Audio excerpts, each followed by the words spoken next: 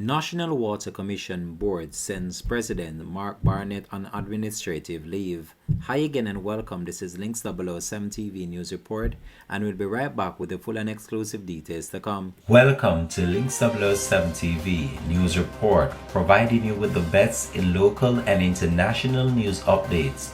This is a place where you can get the most reliable and informative news information.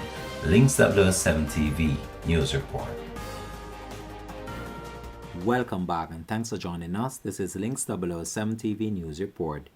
3 days after a chanting report from the Integrity Commission questioning his moral authority to continue to lead the National Water Commission, the NWC, the board of the publicly owned water utility on Friday sent the President Mark Barnett on administrative leave. The development comes as Michael Shaw, chaired board, repeatedly continued to review the uttering 90-page report which accused Barnett and his wife, attorney-at-law Annette Francis Barnett, of deliberately breaching building permit issued by the Kingston and St. Andrew Municipal Corporation and the National Planning and Environmental Agency, NEPA. The breaches relate to a multi-story development undertaken by Barnett at 11 Charlie Mount Drive, Kingston 6. Separately, the Integrity Commission's Director of Investigation, Kevin Stevenson, accused Barnett of refusing to pay nearly $900,000 for water and sewage services for the said complex. There are now mounting calls for Barnett to resign from the National Water Commission,